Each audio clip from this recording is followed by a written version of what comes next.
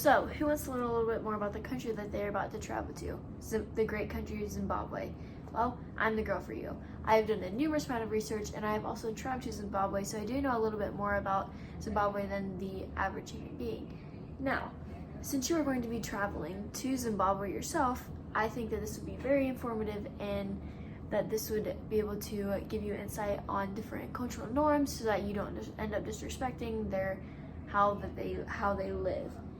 Now, over the course of just a few minutes, I will give you information about the history, different attractions, and the culture of Zimbabwe.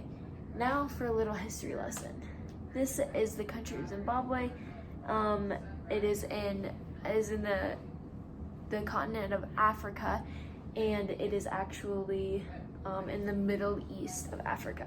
Now it is surrounded by Zambia, Botswana, South Africa, and Mozambique, and the capital is Harare. Now this is their flag. Now Zimbabwe actually became a country April 18th, 1980, and that was about 41 years ago. Now this flag was adopted then, and this bird right here is a Zimbabwean bird. That is all that it's called. I think that's interesting just because it looks kind of funny, and it's a Zimbabwe bird. Now, the Zimbabwe people speak many different languages. According to the website Cultural Crossing Line, the Zimbabwe people speak English, they speak Shona, they speak Sinadel, which is just a language of the Nebadel, and it's also known as the Nebadeli. Now, they also speak numerous but minor tribal dialects. Now,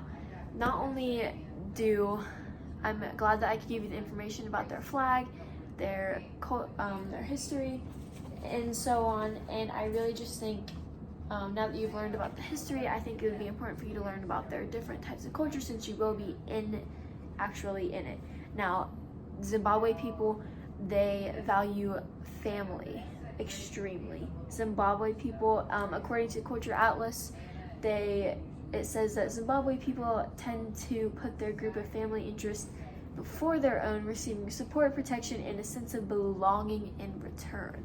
Now, I just think that's interesting because they put their older family members above anything else. I just think that that's a symbol of respect, and it's really nice to know.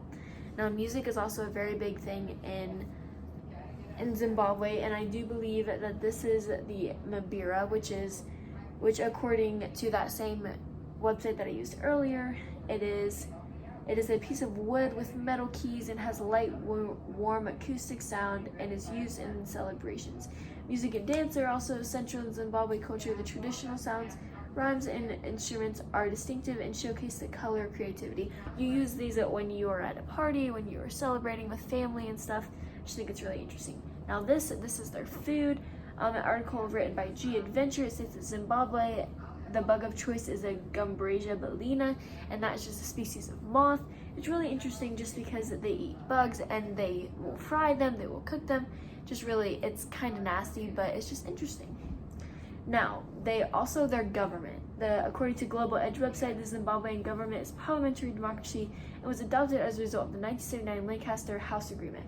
This man right here is the chief of state and the head of government, Emerson Debuzo Mnangagwa.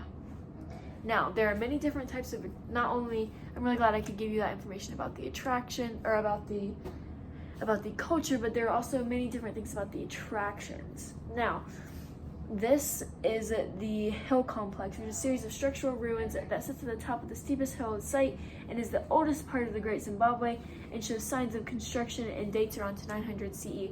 Now, I found this information in National Geographic. It would just be something interesting to visit with your family, walk around. Now this is the Great Enclosure. Great Enclosure is walled, circular, and below the hill complex dating to the 14th century, so you could do the hill complex and the Great Enclosure on the same day, and it'd just be really interesting to look and see what exactly makes up those two. Now, these are the valley ruins. The valley ruins consist of a significant number of houses and are mostly the mud brick near the Great Enclosure. Now you could do all of these three in the same day, and I just think that would be really fun and interesting. This is my Works Cited. As you can see, this was just a crash course into the country of Zimbabwe, and I'm really just excited for you to come back and for you guys to come back and to hear your stories And I just wanted to say thank you for letting me have your time and for listening. Thank you.